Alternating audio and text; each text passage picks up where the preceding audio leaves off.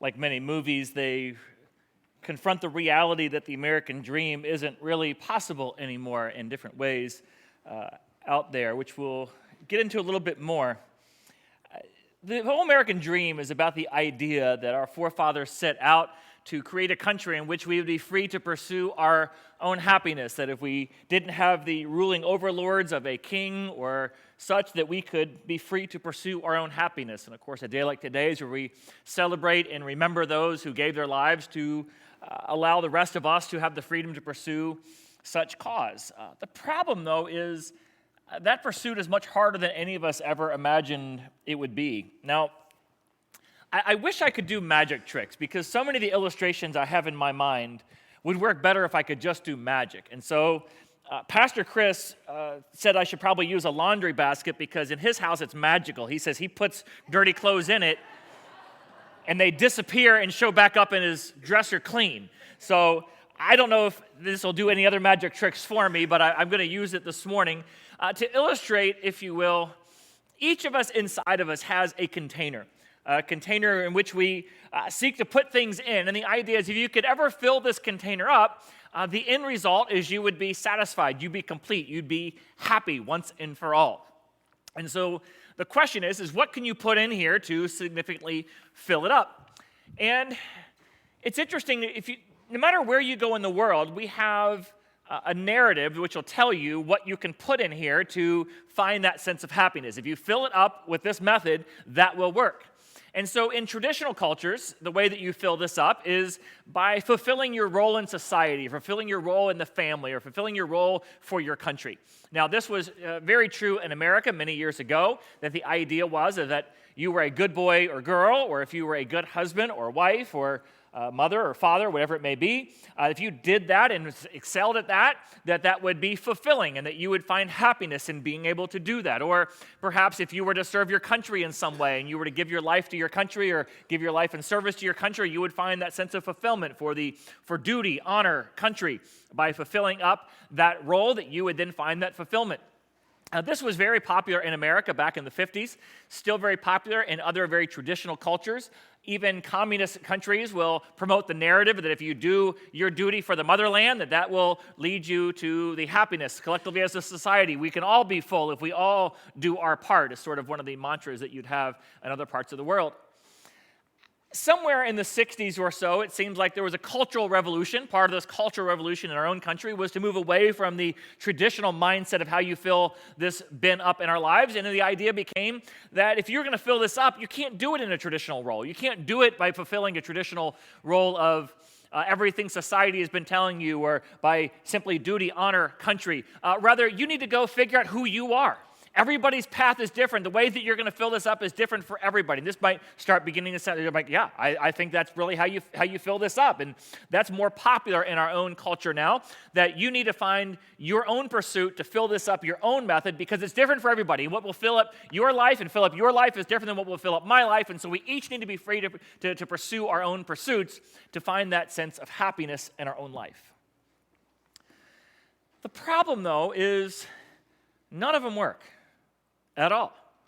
And if you look at the movies and the stories we tell over time, we tell stories that will try to support these narratives. But over time, you begin to see that the stories even get a little confused. In other words, for these myths to work, we must tell the narrative in story form. And so for us, if you think back to the TV shows that were very popular back in the traditional era of America, Father Knows Best, Leave It to Beaver, or think about Patton. What was Patton about? Patton was about a rogue general who wants to go off and do his own thing. And what is Eisenhower and Bradley always trying to do? If we're going to win the war, we got to fall in line. We got to do our duty. We got to do what we're supposed to do. You need to fall in line, Patton, so that way we can all work together to win the war. Because if we all do that, then we will find success. It reinforces those narratives over and over. And then along came movies that sort of pushed us out of the traditional mindset, which probably most notably, anybody remember Pleasantville? Pleasantville, the beginning of the movie starts off black and white, almost sort of like a portrait of those black and white era 1950s TV shows like Father Knows Best. And the whole idea is then at some point the children begin to make decisions for themselves. And when they go to pursue their own dreams, everything becomes in full color.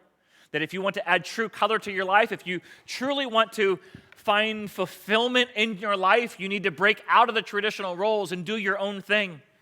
Like, for instance, it doesn't matter who you are, you can be whatever you want to be. Wasn't that the mantra they told us in school? You could be a pig and become a sheepdog, right, babe? It doesn't matter who you are. Even a pig can become a sheepdog. You can be whatever you want to be. You just need to find your own path so you can find your own sense of fulfillment. Or think about, remember I Love Lucy? What's the most famous episode of I Love Lucy? What scene do you think of? The chocolates. Do you know what the message of that episode was, or what the plot was on that episode?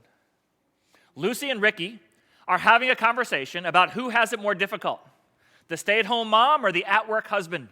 And so they decide they're going to swap roles. And so Lucy goes to work in the chocolate factory and finds it's much harder than she thought it was. Ricky goes to work as, in the home, and he finds it's much harder than he thought it was. But true happiness for both of them would only be found if they fulfill their roles that they've been given as a housewife and a husband. Right? That's the message. What's interesting is as we've explored these two ends, we've found that there's problems with both of them. And so then movies like Sweet Home Alabama came out. What was the story of that movie? You had Reese Witherspoon, who's engaged to Dr. McDreamy up in New York with her new career. Maybe I'm confusing characters, but same person. And she goes back to finalize her divorce with her ex-husband back in the old traditional town in Alabama. And then what does she find? That she would find more happiness in the traditional role back in Alabama with her husband than she ever would with Dr. McDreamy pursuing her own dreams and her own career in New York. Or what about the movie Family Man? Nicolas Cage, if you remember, he's a successful Wall Street type in New York City, alone, a bachelor. He's doing everything he wanted to do to be successful, but then he wonders, what would life be like if he had only pursued a more traditional path? Because what he's done to pursue his own dreams and become successful on his own has not led to be fulfilling at all in his life. And so he dreams what it would be like to be a family man married to Kate. And he looks at his life selling tires at his father-in-law's tire shop and says, can I be happy here? And he comes back and says, I think I would be happier as a family man than I would on Wall Street doing that kind of thing. Or sort of the pinnacle of this idea of the switch back traditional mindsets, Forrest Gump. What does Forrest want? He wants Jenny to marry him and grow up and live and grow old in Greenbow, Alabama. What does Jenny want? The exact opposite. She wants to go find herself, and so she chases pursuit after pursuit after pursuit. And what happens is Jenny goes out and chases all these different pursuits. All of them have dead ends. And what does she do in the end? Tragically, she finally realizes that happiness was found back in Greenbow, Alabama, married to Forrest, where they have a child. She ends up passing away because she went and chased her dreams and her visions out where she went. Remember, she goes and she hitchhikes, and the guy says, where do you want to go? And she says, I don't care, anywhere but here. That's the mantra. It says, the progressive lifestyle, get out there, find your own path. And it doesn't work for her, but where does the movie end? It ends there with Forrest and his son and the happiness that comes from traditional values. Now, if I am ruining all of these plots for you, I say all the time, you've had more than 10 years to watch the movie. I don't care. There's no spoiler alert warnings given on older movies. But probably the best of all of them was a movie called The Joy Luck Club. Anybody seen The Joy Luck Club? Now, most guys haven't seen it because it's like an all-female cast, all-female movie. Some people call it like the Asian version of Steel Magnolias, which I don't know if that's accurate or not because I haven't seen Steel Magnolias. And I got to give my man disclaimer. The only reason I watched Joy Luck Club is because Blockbuster did it to me on accident. They put the wrong movie in the case. Ever had that happen? And you're into it and you're like, I don't think this is what I rented, but, well, it's too late to go back to the store. We'll just watch it. That's my disclaimer. All right. The movie was very interesting, though, culturally. What the movie was about 4 women who grow up in traditional China and the hardships of the experience that they had. And so they realize in the traditional mindset, trying to play all the traditional roles for women in the traditional society back in China did not lead to happiness for them. So what they wanted was for their daughters to grow up in America where they'd be free to pursue their own dreams and their own visions of happiness and could do their own career path. And so what happens as the movie plays out is the daughters are dealing with the fact that their own visions and their own dreams and their own pursuits are not working out. And they're talking with their mom thinking, was it better for you when you were a little girl? And the mom would have these flashbacks of her growing up back in the traditional setting about how it didn't work out in the traditional setting. And basically what the movie is trying to show us is the traditional and the progressive idea for how you make your happiness in life, neither one of them work. They're both myths. They both don't work out at all. There's got to be some other path out there. And I don't know where you're at on this journey, whether you're pursuing the traditional or the progressive or switching back from the progressive back over to the traditional, whatever it may be. But at some point, you'll be disillusioned with whatever path you take. At some point, it's going to hit you square in the face. This doesn't work out.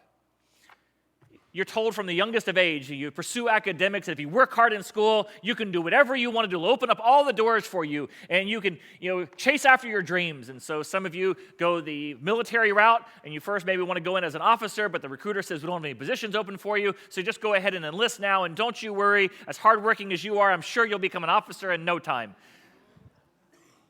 And at some point, you realize your recruiter, no matter what they said, lied.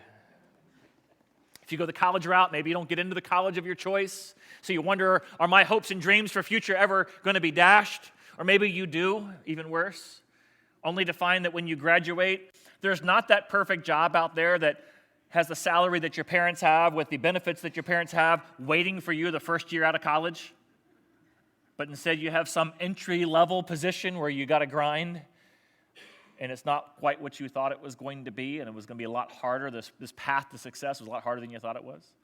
For some of you, you thought that the path to happiness was in that marriage relationship, whether that was just a part of your pursuit of your own path, or perhaps that was the traditional path you were following after. And the idea was, if I can find the perfect person, then I will be happy. And you look around this room as you come in here on Sunday mornings, and you see these couples who've been at it a lot longer, and you go, oh, he got it right. She got it right. That's what I got to do. I just got to find one like that because clearly they got the right one. I need to find the right one. Only to find out that marriage is a lot harder than you thought it was. Kids, the traditional role, if I can just have kids, then everything will be great. Nobody tells you that the first 5 years of having kids are miserable. I'm sorry. And you can go, oh, but they're that. No, not when you're living through it. Those are experiences I'm glad I had. But I tell young parents, when they have that look in their eye, I'm like, listen, nobody told you how difficult this was going to be. You don't have a life when you have kids. You go from being able to do it. There is nothing better than married, no kids. Is that not true? It's the best thing ever, right? There's nothing more miserable than married 1, 2, or 3 toddlers. You just keep on adding the misery as you add them into the room, right? You have no life. You try to go, if you have little toddlers, sometime this weekend, you're going to be tempted that you're going to have a good time this weekend when you go to the Memorial Day party. No, you won't. You would be a lot happier sitting at home on your couch, watching the race or anything else on TV with your kids locked up in a sealed compartment in your room. Because you go to that party, you don't get to have fun. You just have to chase a toddler around to keep them from killing themselves, right? I remember one party, my son literally just walks in, sees the pool. Oh, water. Straight to the bottom. I didn't have time to change my bathing suit. I was in the pool. I didn't have a dry. Where's your dry set of clothes? They got wet the first second I got here. That's your life when you got little kids. Nobody tells you how hard that's going to be. It's rewarding on the back end. But some of you think to yourself you'll never be happy because of the misery you have with kids. Some of you are frustrated because you haven't been able to have kids. Some of you are the spoiled, rotten type who are like, well, I only had boys and I really wanted a girl. And other people in this room are going, well, at least you had something. And we get disillusioned at some point along the way that there's not the happiness we thought there was going to be there.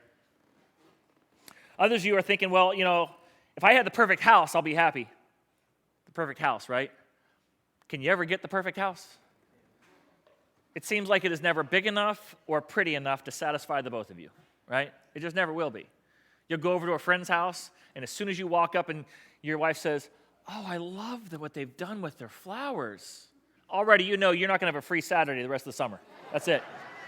Nope, we're going to have to put in the retaining wall and build it in, and we're going to build up the raised gardens and the flower beds, everything else, because now all of a sudden our garden is no longer any good, our house is a mess, we got to completely start over.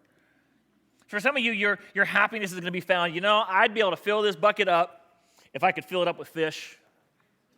If I could fill it up with fish, I'd be a happy man, and so the problem right now is I just need to get a better rod. That's all I need. I need a better rod. And if I could get a better rod for this summer, I'll have a great fishing experience this summer. And so you got that rod, which costs a couple $100. I know it's a little bit beyond the budget, but if I had that rod, think of all the fish that I could catch.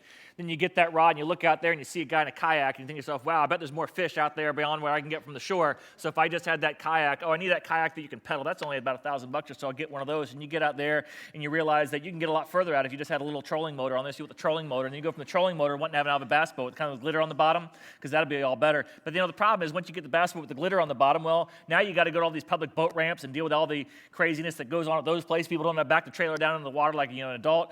And so you say, what I really need, I need to have a lake house where I can go fishing on my own anytime I want.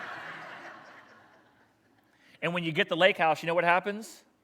The cost and the bills of all that stuff cost so much you never have any time to enjoy it because you got to work so hard just to afford it. So you never really ever get that chance to get on the lake house. And it seems like everything you're doing to fill this up never, ever works.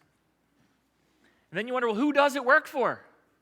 Who gets to fill this thing up? Who actually ever does it work for? Anybody see the roast of Tom Brady recently? First of all, I don't know why anybody would ever subject themselves to that kind of thing. But I showed a video here years ago, which I couldn't help but think about as I watched parts of that roast. I just caught the highlights of it.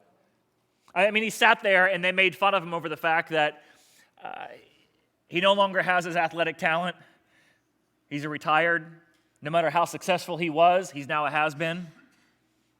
His wife left him, sees his kids part-time, and he was just basically a sitting joke. And years ago, when he was at the height of his career, I showed a video when he was in the middle of winning Super Bowls in New England. Pains me to say that. The interviewer says to him, you're more successful than any quarterback in history. You've got money such that you or your descendants after you will never have to work again. You broke up with a supermodel to marry another supermodel. How does it feel to be Tom Brady? You're more famous in the city of Boston than anybody who's gone before you, including Larry Bird and all the other legends that nobody ever thought could be replaced. How does it feel to be Tom Brady? And his answer was, with all of this, why do I still feel like as if there's something more? And the interviewer says, well, what? And he says, I wish I knew.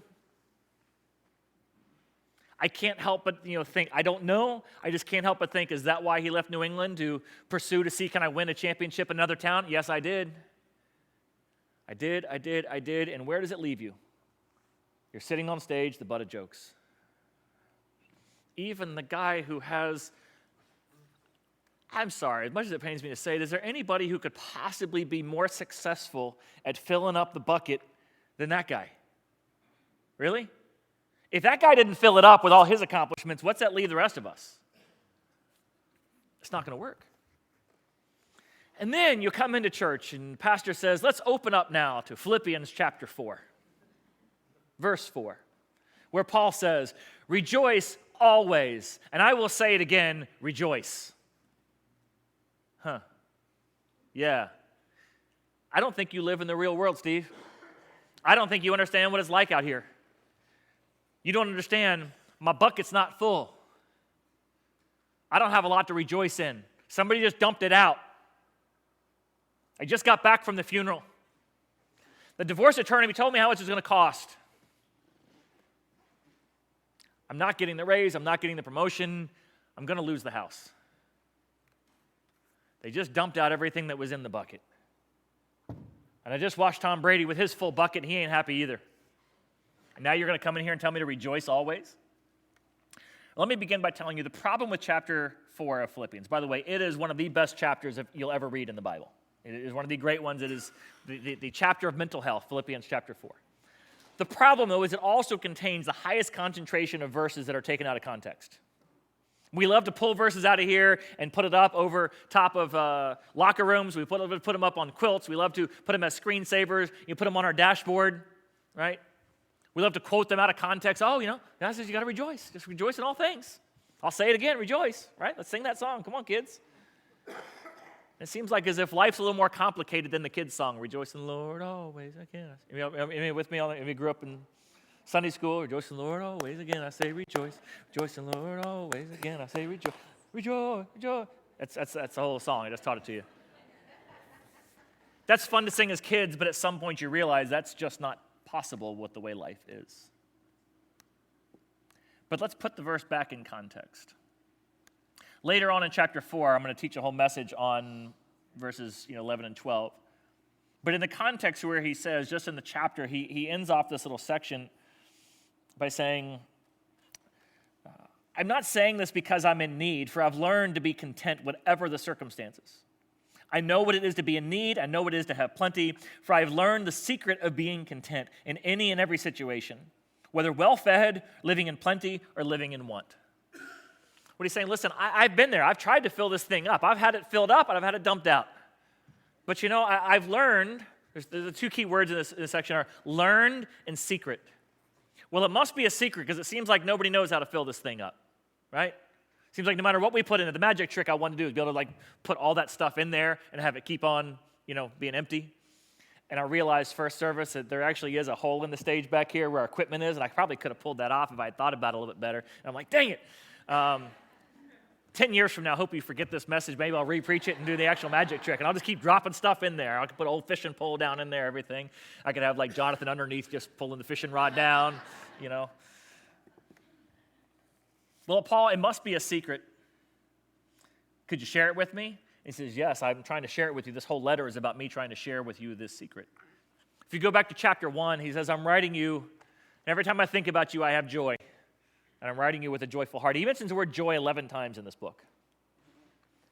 And in the middle of chapter 1, he says, I want you to know what's happened to me has actually turned out to be a good thing. And he brings up this issue of what's happened. And it's important you understand that because so many of us are looking for happiness based on what is happening in our life. And as things happen to get better, I'm happy for a little while, but eventually either it doesn't seem to stay up there and this thing's perfect. Like you were trying to fill this thing up with water, it's a basket weave. It just keeps on leaking and leaking and leaking. Or somebody comes in and they just kick the thing over and they dump it all out.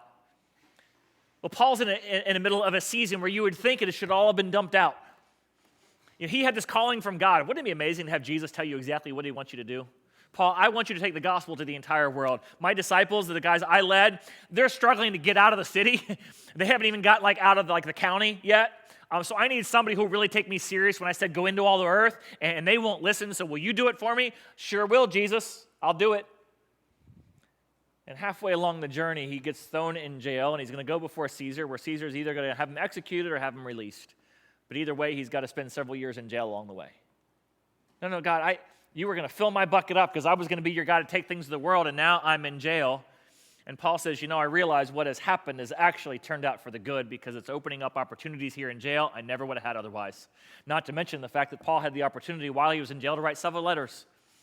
And while you would have thought he'd be much more effective being out there in the countryside meeting people face to face, the letters he writes from jail, like Philippians and Colossians and Ephesians, have lived on for thousands of years to touch many more people than he ever could in his own life. And he says, what has happened to me has actually turned out for the better. You see, his happiness wasn't contingent on what happened. It came from somewhere else. He says, learn the secret of being content regardless of the circumstances. It's funny, I can say things every single week, and you could even know the thing I'm about to say, but maybe perhaps missed the word and the connection. I missed it. I didn't even see the connection until I reread it again this week. I don't try to write this statement into everything I preach. It just sort of comes out in every message. And I say it almost every week, that this life is about nothing more, right, than a loving relationship that you can, there it is. Right there in the middle of that statement, that you can enjoy for all eternity. You see, if you think that this life is about fulfilling the traditional role in your life and that you got to be the perfect wife, the perfect husband, the best mother, the best father, if you think that's what life is all about, you're going to find at some point your wife dies, your husband leaves you, They're not the perfect one. You got to go find somebody else. It doesn't work. It's not fulfilling.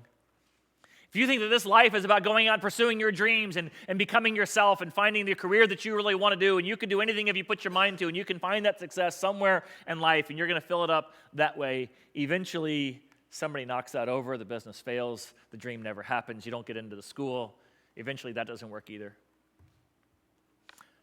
But if this life is about nothing more than a loving relationship with Jesus, then it doesn't matter what happens.